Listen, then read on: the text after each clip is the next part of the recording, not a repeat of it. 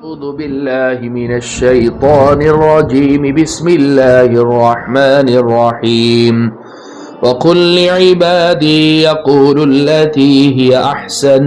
إن الشيطان ينزغ بينهم إن الشيطان كان للإنسان عدوا مبينا. ربكم أعلم بكم إن يشأ يرحمكم أو إن يشأ يعذبكم وما أرسلناك عليهم وكيلا. وربك أعلم بمن في السماوات والأرض ولقد فضلنا بعض النبيين على بعض وآتينا داود زبورا. قل ادعوا الذين زعمتم من دونه فلا يملكون كشف الضر عنكم ولا تحويلا. أولئك الذين يدعون يبتغون إلى ربهم الوسيلة أيهم أقرب ويرجون رحمته ويخافون عذابه إن عذاب ربك كان محذورا.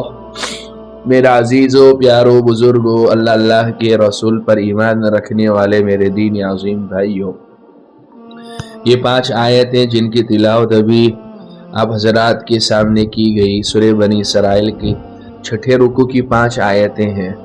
یہ رکوع جو ہے سورہ بنی اسرائیل کا 6، یہ 8 آیتوں پر مشتمل ہے، جس میں سے 5 آیتیں اور اس کی تفسیر خلاصہ نچوڑ آپ لوگوں کے سامنے آج انشاءاللہ تعالی رکھنے کی کوشش کریں گے. ما بقیہ 3 آیتیں اس کی تفسیر خلاصہ آئندہ کل آپ لوگوں کے سامنے آئے گا. اللہ سبحانہ و تعالی فرماتے ہیں ان آیات میں کہ مومنوں کو جب بھی کوئی بات کہنی ہو تو وہ اچھی بات کہے، غصے کے عالم میں بھی کوئی ایسی بات نہ کہے جس سے آپس میں لڑائی جھگڑا فساد ہو جائے، کیونکہ شیطان تو یہی چاہتا ہے کہ غصے کے عالم میں آپ ایسی باتیں کہو جس سے فساد پیدا ہو، اور شیطان تمہارا خیر خواہ ہو ہی نہیں سکتا ہے. اور اللہ سبحانہ و تعالی خوب جانتا ہے تم میں کون اچھا ہے کون کیسا ہے.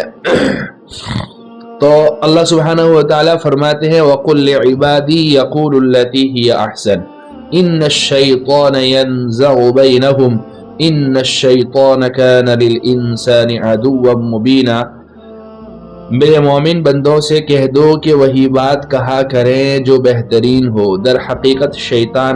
لوگوں کے درمیان فساد ڈالتا ہے. شیطان یقینی طور پر انسان کا کھلا دشمن ہے. اس آیت میں مسلمانوں کو تاکید کی گئی ہے کہ جب ان کی کافروں کے ساتھ گفتگو ہو تو ان کے ساتھ بھی خوش اسلوبی کے ساتھ بات کیا کریں، کیونکہ غصے کے عالم میں سخت قسم کی باتوں سے فائدے کے بجائے نقصان ہوتا ہے، اور ایسی باتیں شیطان اس لیے کہلواتا ہے کہ ان سے فساد ہو، آپ فساد پیدا ہو. آپ دیکھیے تو صحیح کہ ہم بھی جب آپس میں غصے کے عالم میں کوئی ایسی بات کہہ دے تو ظاہر سی بات ہے اگر سامنے والا آدمی برداشت نہیں کر پائے گا آپ کی بات کو تو پھر بعد میں جو ہے لڑائی جھگڑا فساد تک بات آ جاتی ہے، تو میں ہو جاتی ہے، ہاتھا پائی کی نوبت آ جاتی ہے. اللہ فرماتے ہیں کہ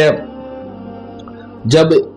ان کی کافروں کے ساتھ جب آپ لوگ کافروں سے بھی گفتگو کریں تو خوش اسلوبی کے ساتھ بات کیا کریں. غصے کے عالم میں جو ہے نا سوائے فساد کے اور کچھ نہیں ہوتا ہے. تو اللہ فرماتے ہیں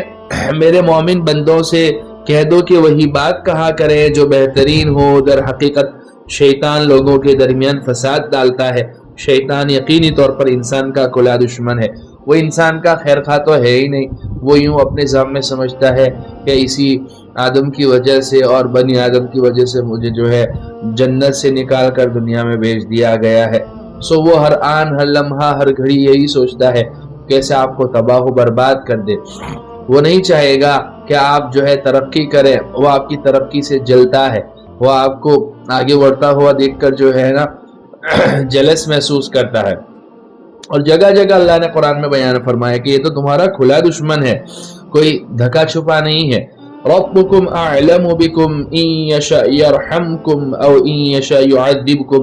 وما ارسلناك عليهم وكيلا، تمہارا پروردگار تمہیں خوب جانتا ہے، اگر چاہے تو تم پر رحم فرما دے اور چاہے تو تمہیں عذاب دے دے۔ اور اے پیغمبر صلی اللہ علیہ وسلم، ہم نے تمہیں ان کی باتوں کا ذمہ دار بنا کر نہیں بھیجا ہے۔ اللہ کے نبی علیہ السلام جب انہیں تبلیغ کرتے، انہیں دین کی باتیں سمجھاتے اور قرآن کی باتیں، قرآن کا پیغام، قرآن کی وحی ان تک پہنچاتے تو وہ آپ کا مذاق اڑاتے اور قرآن کو جو ہے شاعری نعوذ باللہ کہتے، آپ علیہ السلام کو شاعر کہتے، ساحر کہتے، کاہن کہتے، نجومی کہتے، اور کبھی کہتے کہ ان کے اوپر تو سحر کیا گیا ہے، یا یہ کہ جو ہے کوئی اگر آدمی قرآن کو پڑھ کر سن کر مسلمان ہوتا تو وہ اس کو بھی کہتے تھے کہ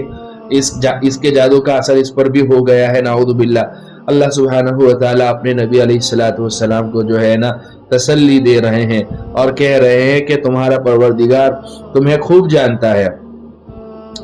اگر چاہے تو تم پر رحم فرما دے، اور اللہ فرماتے ہیں اگر چاہے تو تمہیں عذاب دے دے۔ اور اللہ کے نبی علیہ السلام سے اللہ سبحانہ و تعالیٰ فرما رہے ہیں کہ پیغمبر صلی اللہ علیہ وسلم، ہم نے تمہیں ان کی باتوں کا ذمہ دار بنا کر نہیں بھیجا ہے، یعنی یہ جو باتیں کہہ رہے ہیں آپ جو ہے اس کے ذمہ دار نہیں ہے۔ انہوں نے جتنی بھی باتیں کہی ہیں، جو کچھ کہی ہیں، چاہے وہ علانیہ طور پر ہو چاہے پوشیدہ طور پر ہو، ہمارے علم محیط میں ہے، ہم ان کی پکڑ کریں گے۔ وَرَبُّكَ أَعْلَمُ بِمَنْ فِي السَّمَاوَاتِ وَالْأَرْضِ وَلَقَدْ فَضَّلْنَا بَعْضَ النَّبِيِّينَ عَلَى بَعْضٍ وَآتَيْنَا دَاوُدَ زَبُورًا، اور تمہارا پروردگار ان سب کو جانتا ہے جو آسمانوں میں ہے اور جو زمین میں ہے، اور ہم نے کچھ نبیوں کو دوسرے نبیوں پر فضیلت دی ہے، اور ہم نے داؤد کو زبور عطا کی تھی۔ اللہ سبحانہ و تعالیٰ کے علم محیط میں تو ساری چیزیں ہیں، چاہے وہ آسمان کی ہو، چاہے زمین کی ہو، چاہے سمندر کی ہو، سمندر کی تہہ کی ہو، زمین کی تہہ کی ہو، آسمان اور زمین کے درمیان میں جو خلا ہے اس کی ہو، جتنے عالم اللہ سبحانہ و تعالیٰ نے بنائے ہیں ان تمام عالموں کی باتیں اللہ سبحانہ و تعالیٰ جانتے ہیں، وہاں پر کیا چل رہا ہے، کیا کچھ ہو رہا ہے، کوئی بھی اللہ سبحانہ و تعالیٰ کی علم محیط سے باہر نہیں ہے۔ اور ہم نے کچھ نبیوں کو دوسرے نبیوں پر فضیلت دی ہے، اور ہم نے داؤد کو زبور عطا کی تھی۔ اللہ سبحانہ و تعالیٰ نے موسیٰ علیہ السلام کو تورات، داؤد علیہ السلام کو زبور، اور عیسیٰ علیہ السلام کو انجیل، اور قرآن مجید جناب محمد رسول اللہ صلی اللہ علیہ وسلم کو دے کر بھیجا انسانوں کی ہدایت کے لیے۔ اب قرآن ہمارے لیے کانسٹیٹیوشن ہے، دستور ہے، آئین ہے، اسی کے مطابق زندگی گزاریں گے تو اللہ کامیابی عطا فرمائیں گے۔ آگے اللہ فرماتے ہیں قُلِ ادْعُوا الَّذِينَ زَعَمْتُم مِّن دُونِهِ فَلَا يَمْلِكُونَ كَشْفَ الضُّرِّ عَنكُمْ وَلَا تَحْوِيلًا، جو لوگ اللہ کے علاوہ دوسرے معبودوں کو مانتے ہیں ان سے کہہ دو کہ جن کو تم نے اللہ کے سوا معبود سمجھ رکھا ہے انہیں پکار کر دیکھو، ہوگا یہ کہ نہ وہ تم سے کوئی تکلیف دور کر سکیں گے اور نہ اسے تبدیل کر سکیں گے۔ اللہ کے علاوہ جتنے بھی معبود اور بت ان لوگوں نے، دیکھیے تو صحیح یہاں پر کیسے کیسے سانپ کو، ناک کو بھی جو ہے اپنا معبود بنا رکھا ہے، درختوں کو اپنا معبود بنا رکھا ہے، پتھروں کو اپنا معبود بنا رکھا ہے، سورج چاند کو اپنا معبود بنا رکھا ہے۔ اب اللہ کے علاوہ ان کو پکار کر تو دیکھو، کیا یہ تمہاری پکار سنیں گے؟ کیا تمہاری باتوں کا جواب دیں گے؟ کیا وہ جو ہے تمہاری تکلیف دور کر سکتے ہیں؟ وہ اپنے اوپر بیٹھی ہوئی مکھی اور مچھر کو دور نہیں کر سکتے، تمہاری تکلیف کو کیا دور کر سکیں گے؟ اللہ فرماتے ہیں نبی جی کہہ دو، جو لوگ اللہ کے علاوہ دوسرے معبودوں کو مانتے ہیں نا، ان سے آپ کہہ دو کہ جن کو تم نے اللہ کے سوا معبود سمجھ رکھا ہے انہیں پکار کر دیکھو، ہوگا یہ کہ نہ وہ تم سے کوئی تکلیف دور کر سکیں گے اور نہ اسے تبدیل کر سکیں گے، ان کے پاس کچھ طاقت قوت ہے ہی نہیں۔ اولئک الذین یدعون یبتغون الی ربہم الوسیلہ ایہم اقرب ویرجون رحمتہ ویخافون عذابہ ان عذاب ربک کان محذورا،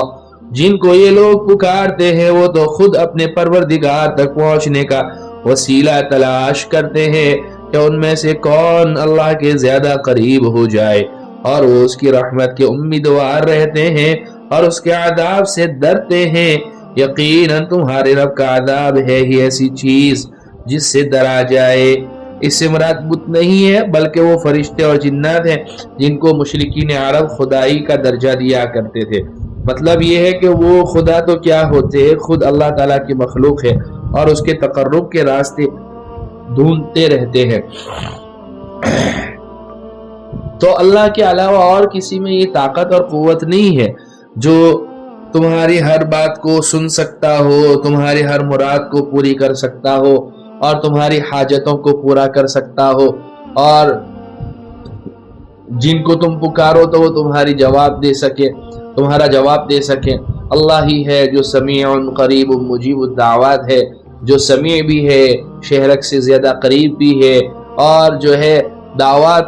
دعاؤں کو قبول کرنے والی ذات، سننے والی ذات اور حاجتوں کو پورا کرنے والی ذات اللہ سبحانہ و تعالی ہی کی ہے۔ اسی لیے ہم نماز میں اور سورہ فاتحہ میں بار بار پڑھتے ہیں ایاک نعبد و ایاک نستعین۔ کیا ہم آپ ہی کی عبادت کرتے ہیں اور کرتے رہیں گے، اور آپ ہی سے مدد چاہتے اور چاہتے رہیں گے، کیوں منتیں مانگتا ہے اوروں کے در سے اقبال، وہ کون سا کام ہے جو تیرے رب سے نہیں ہوتا ہے۔ علامہ اقبال مرحوم کا یہ شعر ہے۔